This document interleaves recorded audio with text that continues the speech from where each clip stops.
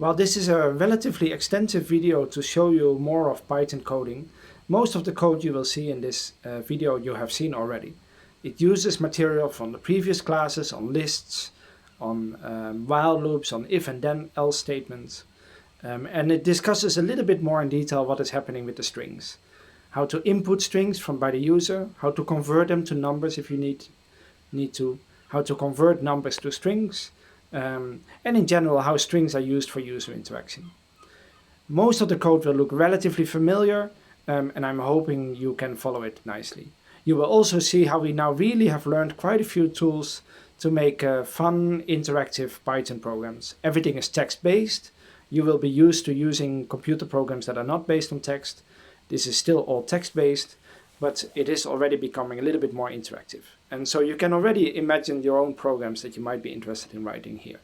Little games, a vocabulary training program, or a little quiz program, etc. This kind of interaction between the user and the program is really part of what really separates proper computer programming from, for example, using R for some analysis. So in R, we will have seen a lot of the things, you might have already seen a lot of the things we did in Python so far. We know how to create data sets and vectors and loops and how to manipulate data, etc. And that's what we have been doing in the previous classes. Interaction with the user, however, is really where you move a little bit beyond statistical software and think more about general programming. So we're now thinking about how to write programs that users can use, where they can enter information and where you act based on the information entered. Other forms of interaction will follow later in the course. We will talk towards the end of the course about graphical user interfaces, where you have menu buttons that make it more easy to interact. Or we will talk about how to use files, so we can input data from files into our program or save data from the program into files to create a form of interaction. So this is probably the first and most basic form of interaction. Ask the user to input some text and act accordingly.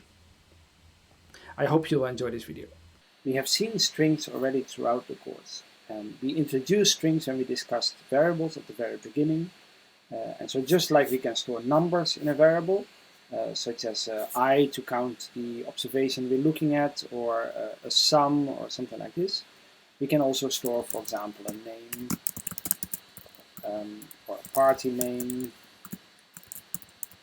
right? So we can put any kind of text in a string. This is a string. And we can print that, and which will just print the contents of it, yeah? Not these quotation marks. And in Python there are three types of quotation marks: the single ones, the double ones, or even triple ones, right? So we could also have done this. This also works.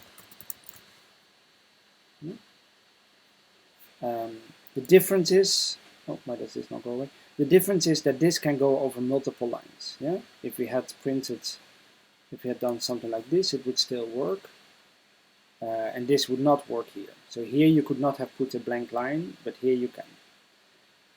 But aside from that, this should be familiar material. We have seen this in earlier classes. And we've also been using it. For example, if we throw a dice, we might have been printing the output of the dice. Yeah? So here we have a string of text between quotation marks. Strictly speaking, this is also a string of text, not so an interesting one. This is a string of text. And we've even already seen that we can concatenate, combine different strings together. We can do that with the plus symbol.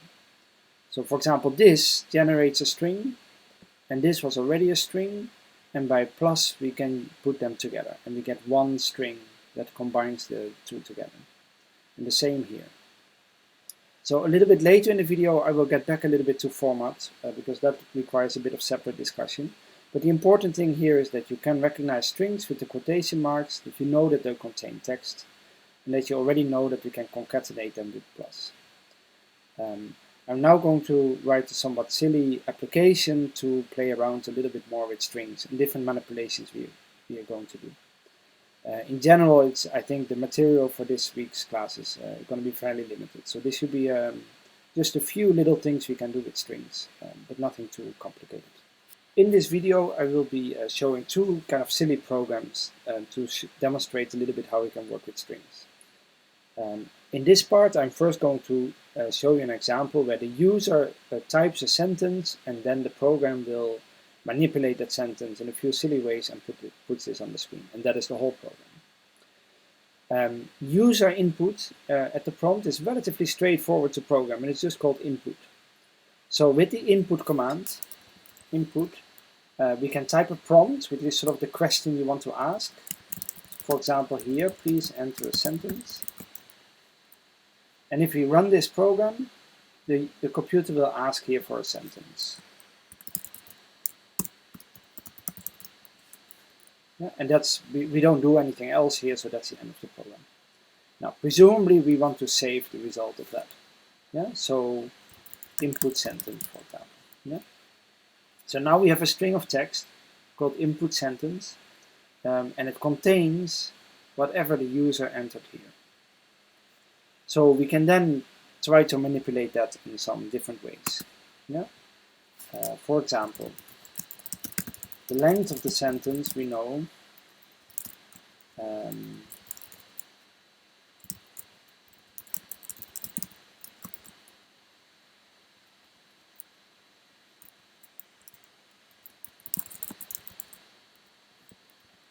Yeah, so we can run this program, type a sentence, and then we get an error. What did we do wrong? Okay, so this parenthesis is for the length command, so that should have been before this comma, because this is part of the format command. Yeah, you might pause the video here and have a close look. Did you see what I did wrong? So another try then. Yeah, so this is an 11-character sentence. So I will get back to the format command later in a separate part of the video. But you can see here that we have a string of text, we use plus, and the command of interest here is this len command. It gives you the length of the sentence in characters. So that's the first little manipulation we have. And what else can we do? We can print the input sentence in capital letters. And we can put it in lower case letters. Yeah? So let's try this. This is another test. Yeah, so we have it in capital and in lowercase. And we know that we have a 20-character sentence. It gets a little bit more interesting when we can also manipulate the sentence. And we can, so for one thing we can do, we can split it. We can split it by spaces. So I think we don't have to then give the split value. So we can do print input sentence split. Now let's see what happens then. What happens here? Never mind the typo. See, so it has now, this has become a list of sentences, yeah? Or a list of strings, sorry. So this is a string of text. This is a list of strings with 3 items in it, and each of them contains a word. We could also have split on something else. We could have split on the letter A, for example. Yeah? And then we get something totally different, of course. Yeah? Yeah, so we have the first that splits by words, because it's split on the spacebar, which is the default. Here it's split on the A's. All the A's are gone, and then we get the text before and after each A. Yeah? This can be quite useful. If we want to understand the sentence, change it, count words, for example. Maybe you are later interested in quantitative text analysis, which is very common in data science. You would be splitting the sentence. You would, for example, turn them all to lowercase so that there's no difference between words at the beginning and the end of the sentence. You would split them so you can count the number of words, etc. So these look like silly steps, but they are actually, they will be commonly used. Especially also in data science, in analysis. Okay, let's drop this one. So one thing we can do is we can save the split. Yeah? List of words is the split version of the string, so we can print that list of words. So we have a list of words, and we can now manipulate this a little bit. One function that is helpful is the join function. So we first have a string that we want to use in the middle of each text. and then we can say how we want to do it. So for example, if we put a semicolon here, and then join, and then the list of words, and then we print this, we get the list of words back. So we have the list of words here, and here they are combined into a single string again. So where split turns a sentence or a string of text into a list of strings, the join command will take a list of strings and combine them into one string. And you can provide what should be used to combine them. We can also simply use nothing, right? So we could have had an empty string here, or we could have used a space bar here. Yeah? So there are different options. If you run this, not that creative with text, so we can do a semicolon or no text at all in between, or space bar, and then we just that reverts back to the original string. So we can use split to split a sentence into words. For example, before we want to do text analysis, we can use join to put strings together. Another helpful feature at times can be to replace strings. For example, if we want to use a file name, maybe we don't want space bars in it. These days it's fairly common to do it, but perhaps we don't want to. So we can do, we can take the input sentence, and then we can replace values. So for example, we can replace every space bar with an underscore. And we get the same sentence, but now with underscores. Let's set ourselves a little task here. We write a little program that will take a string of text and will provide a table of the words that are used there.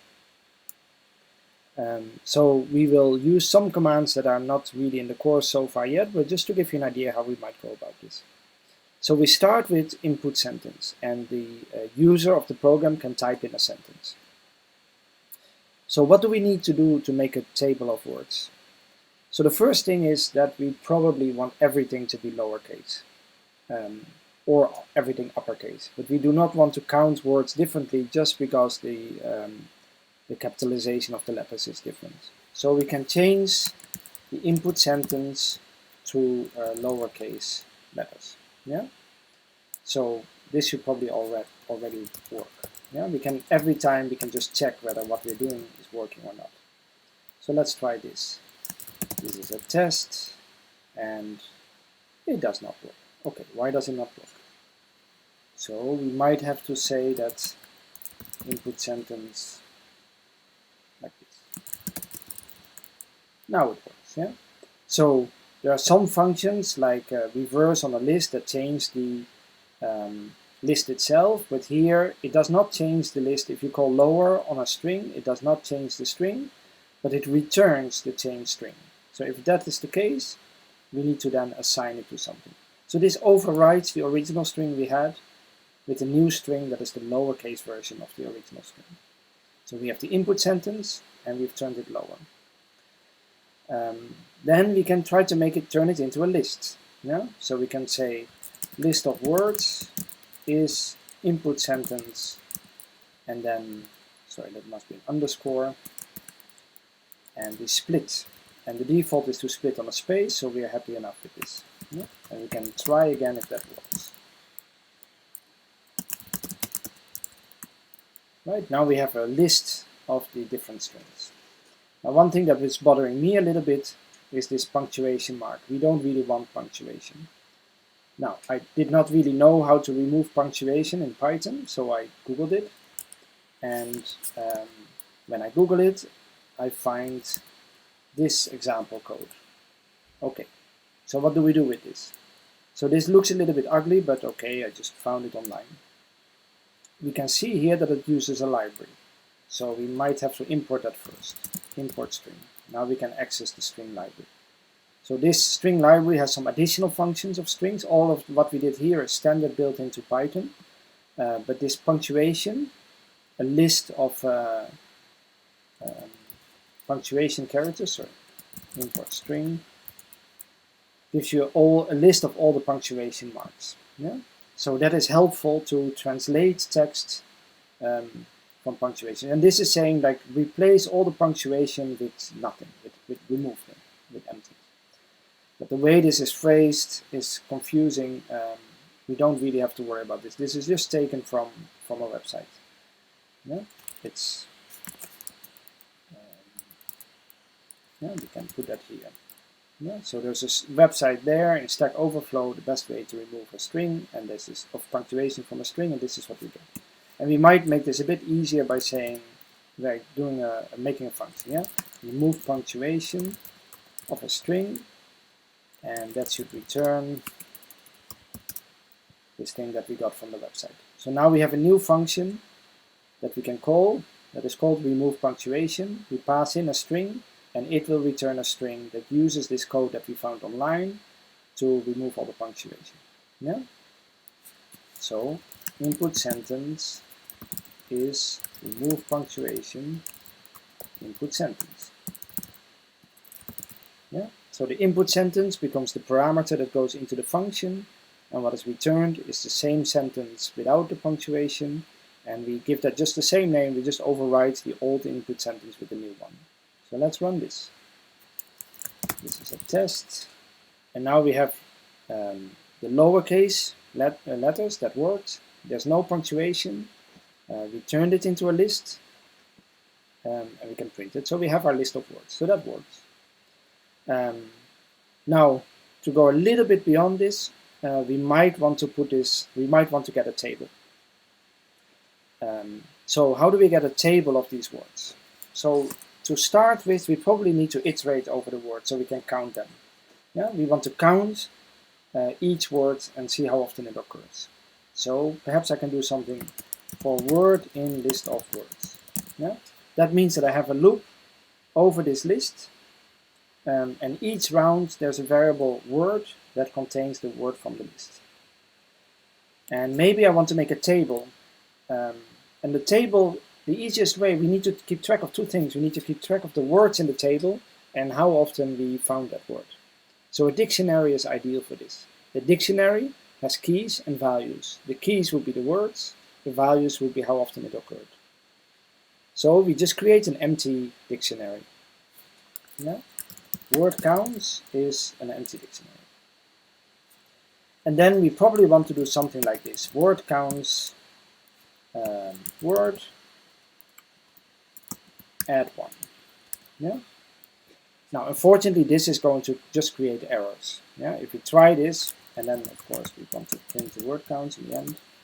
If we try this, it's going to create problems, because the word this does not exist in the dictionary yet. So it's going to say key error, this not found. Yeah? So we cannot just add 1 to the item in the dictionary that has this word, because that word does not exist. Now, fortunately, there's one trick that might help. If we have a dictionary like this, this is an empty dictionary, we can use the get function. So normally I would access a value like this. Yeah, so if I have item 1 is 5, then I can get this by just typing this. Yeah? That is the way to access item 1. But if I then use item 2, you will get an error message. The alternative is to use the get function. We get item 1, it will work, and now with 2, it will just give an empty result. It will not give an error message. And in fact, I can also put a default value and say, if you cannot find item 2, then just return 0. So if we use a key that exists, we get the value for that key.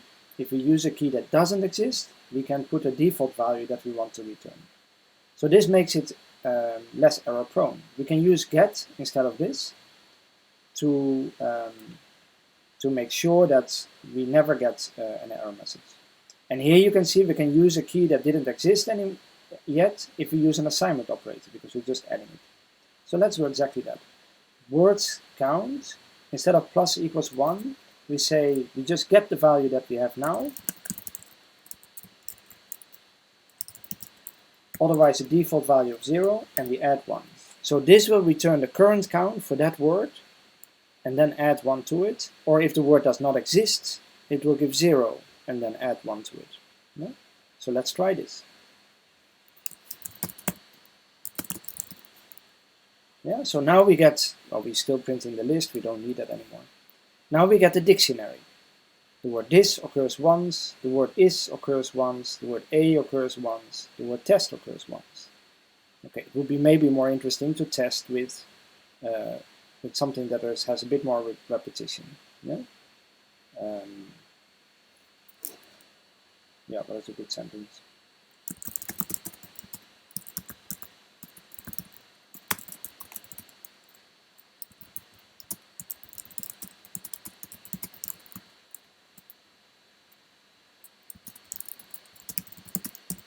Okay, yeah, we get a long dictionary, and some words are indeed counted twice. Good is twice, a occurs twice, is occurs twice. Everything is small font. So this is a nice way of getting a table of the words that occur in a text. And in this case, we have just one sentence, but we could have, of course, a much longer paragraph or document, and we get a good sense of what kind of values occur. The combination of print and input also makes it relatively straightforward to provide menus to the user to decide on next steps in the program. So you can make your programs more interactive. For example, I could have a little menu that is like this. Remember that 3 quotation marks means I can cross line ending. So I can put something like this. Yeah? So I had to type this first, of course.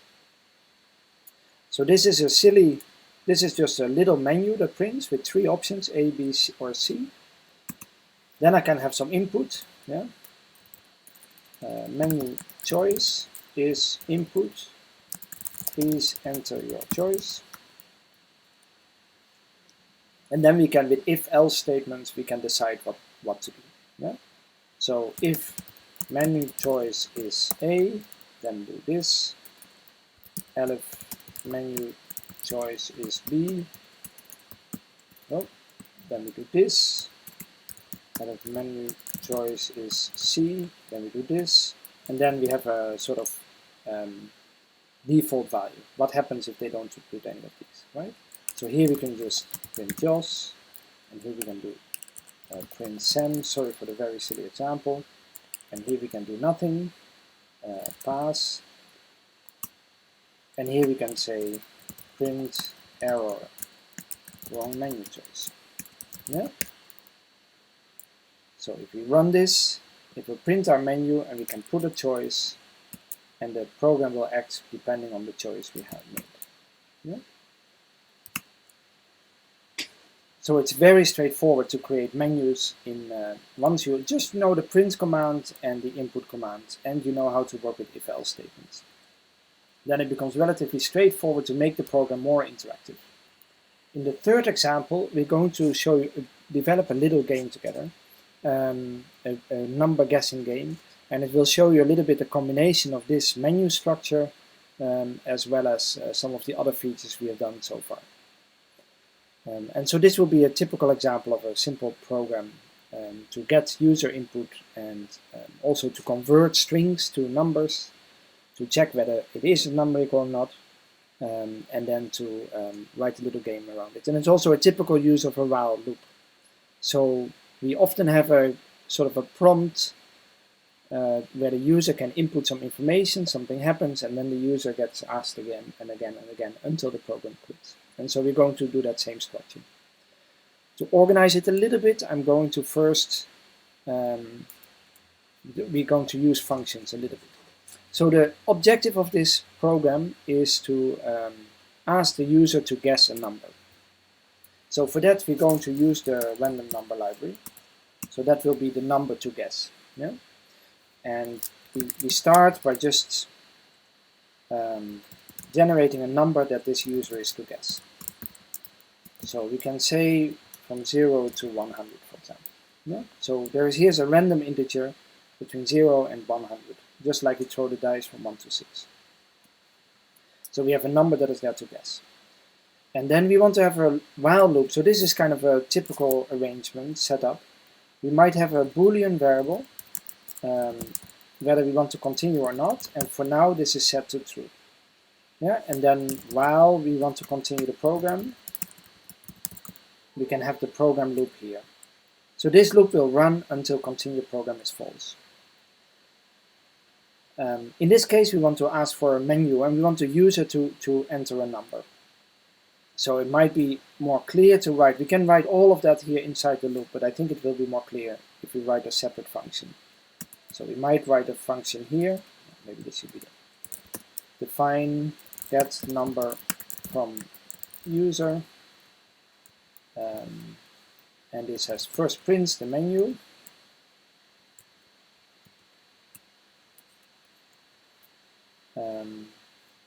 No, actually we don't need a menu. We just need to say enter a number or quit. Yeah, so we can use Q to quit, or we can enter a number. And then we return the input value. Actually, the prompt was supposed to be in the input command. Huh? So let's do it like this.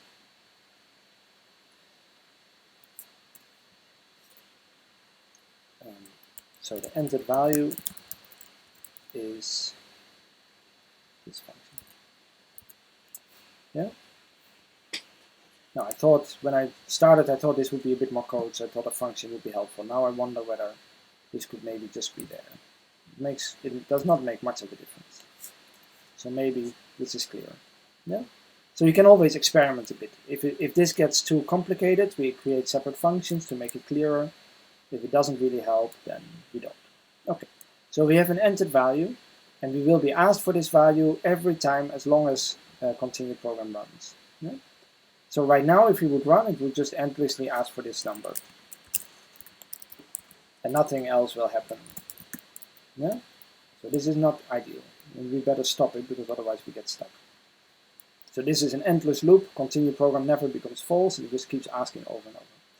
So we probably want to do something with this. So what can we do? It might be that the entered value is a Q, and then we want to quit the program.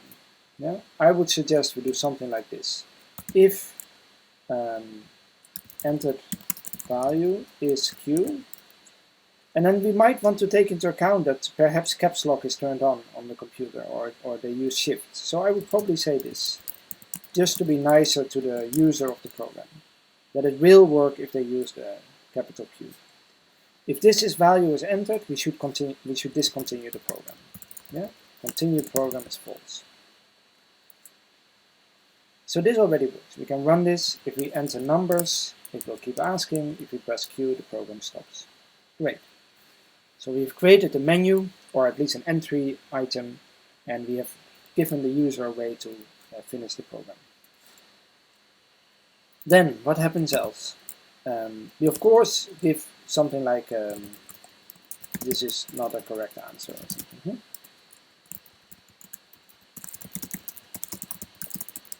So the last item should be the default one, else. So that is if there's no correct answer, nothing we can use. So in between, we might want to say if a number was entered. Elif, sorry, the entered value is numeric. This performs a test. It tests whether the string of text contains only numbers. If so, it will continue here. If not, it will move on. So now we have a situation where Q was entered. We have a situation where a number was entered, and we have any other situation. Now, what do we do if the number was entered? Then we need to compare it to the number that they're trying to guess. They are guessing a number. Maybe we should have made that clearer. Guess a number. And we now need to check whether they give the right answer or not. Yeah? So what happens? If the integer value of the entered value is the number they are trying to guess, we might say congratulations, and we might finish the program. Yeah? So whenever they give the right answer, they get congratulations, and the program finishes. Yeah? Because this loop will now finish. And there's nothing here at the end, so that means it's the end of the program. Or this value might be less than the guess number. Yeah? So they entered too low a value. Print guess higher. Yeah? So they need to try a higher number. Or it might be larger than. Yeah? Guess lower. So let's see how this little game works. Okay. It should work. Why is it not working?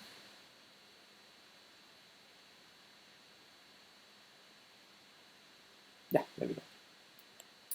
So we can enter number 50. Yeah, guess lower, 25, and we got the right number. That is very quick. Yeah. So the right number was 25, and we were there in 2 guesses. Let's try that again. 50, guess lower, 25, guess lower, 12. Oops, I pressed enter by accident. Guess higher, 20, guess lower. It is going to take a little bit longer. Yeah, so it was the number 18, and we got there.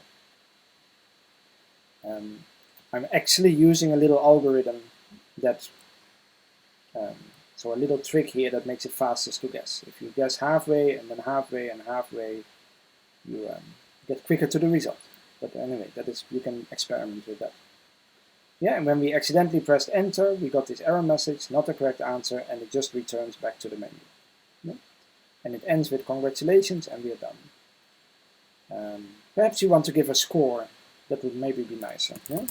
Score is 0, and whenever you give the wrong answer, score increases by 1. Yeah? And then at the very end we can say print you made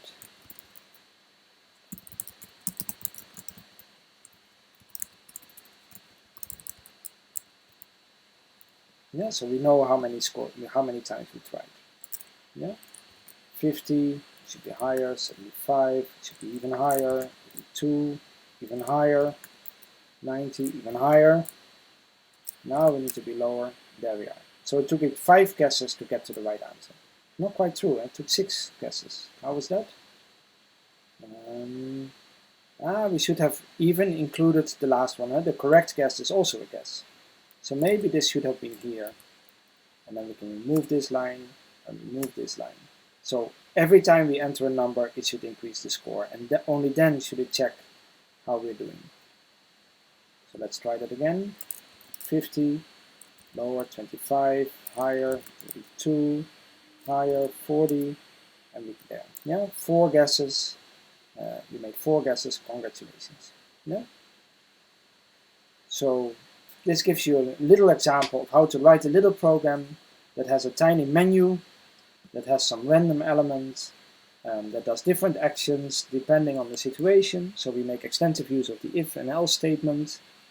We have a loop to continue the program. This is also very typical. And there are different scenarios under which we can stop that, either when somebody finishes the game or when somebody presses Q. We show how we can have strings and merge them together. We show how we can convert a string to an integer value. Yeah, so this we turned it into an integer. We made sure that this could never happen, never give error messages by first checking that it actually is a number. So before we do the conversion to a number, we made sure that it is a number, otherwise it gives you an error message. So this is a nice, neat little program that you can try at home and experiment with. As a final part to this video, I want to say something very briefly about using this format function that you now have seen a few times. And there is also an alternative specification for that I want to briefly mention. I don't want you to be too worried about this, but sometimes we need to convert numbers to strings or strings to numbers. So we have seen, for example, how we can have a string that contains a number. We saw it with the word guessing game. And we can convert this to a number by using the int function. Yeah? And then if we print the type of A, we find that we have an int class. Yeah? Actually, I think for this part of the video, I'm going to just work on the rights. We don't normally do this.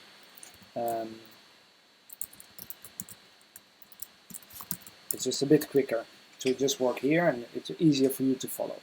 So normally you should never do the programming here on the right hand side. You do your programming on the left where you write the program, because you have to define functions, etc. But to just test something, you can use the black screen here on the right. We can also do this with decimal points. So then we need a floating point. I think it is this. So we can see the type of A, and we can print A, and we see that it has the value. Yeah?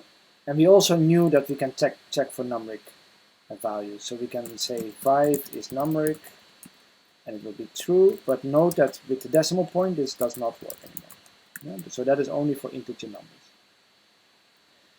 Now the conversion that I want to talk about now is the opposite direction. We have a number and we need a string. Because this is not going to work. If I have a string and I want to add a number, for example the number that is stored in A, this is going to give an error message. Yeah? We cannot concatenate a string to a number. Yeah? So this is concatenation and it's not going to work. So we need to convert it. The command to convert is using the format command. So we can use format and then we can say that it should be a floating point number, and it works. Yeah?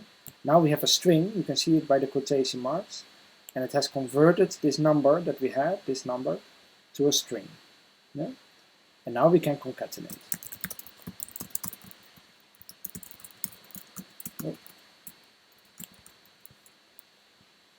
Yeah? Now, I'm only going to discuss two conversions here. There's a range of them. You can convert to binary numbers, octagonal numbers,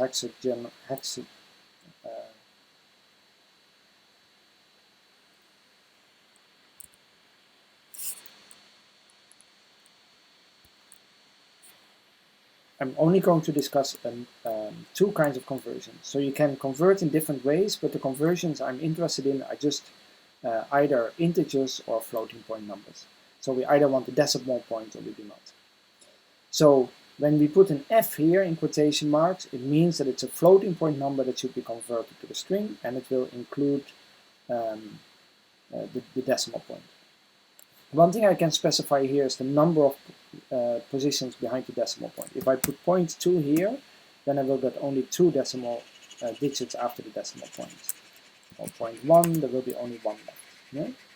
So we can clarify that this is a floating point number, and we can add the number of decimal points. If we have an integer number, then we can use the D to indicate that this is an integer. And I think we can add how many digits, how many spaces it should use. And if we put a 0 there, it will add zeros. So this is just take an integer. This is take an integer and use 4 positions. This is take an integer, use 4 positions, and add zeros where we don't, where we have no numbers. Yeah. So if A is instead a larger number, it will still use exactly 4 positions, and it will add zeros to it. And I suspect we can actually use the same with F. So if we do something like this, it will also use 4 positions. It will add zeros. It will have. So it will add zeros to the front, it will use 4 positions, and it will use 1 number after the decimal point. So if you see some of these weird looking format numbers, this is what is happening. This is to convert an integer to a string, this is to convert a floating point to a string, and we can specify a little bit what it should look like. And you can experiment it a little bit with this to figure this out. Finally, you will sometimes see format in Python code in a slightly different shape. I could have done this, the number is, and then these curly brackets, and then put format A. I think this will also work. So here, the curly brackets are replaced with the value in this format command. So that can also be a helpful way. Then you don't have to use the plus, plus, plus all the time. You can first type the whole sentence, especially if you have multiple numbers, it makes it much easier. And then use this formatting. I'm not going to discuss this extensively in the video. I don't think it's important enough at this stage, and the video is long enough as it is. But there is a link on the course website to a little tutorial page that I found online that is very helpful in explaining this format function. So if you're interested, have a look there, but you will not need it necessarily for any of the course content. Okay, that was quite a long video, but one that shows quite a few different aspects of Python that we had learned already. combining them in new ways to write more interactive programming code. So we've learned how to write code that can take user input, can show menus, can keep running until the user exits the program, and can do some string manipulation to write some interesting programs that can convert from numbers to strings, from strings to numbers, so that we can, for example, take user input to guess numbers or select numbers from a menu and use these numbers then later for whatever we want to do. So when we next start to look more, if, for example, in the homework exercises, start to look more at the simulation, the main simulation we want to develop, there also we can take user input on some of the key parameters before we then proceed with the program. I hope you enjoyed this video, and I'll see you next time.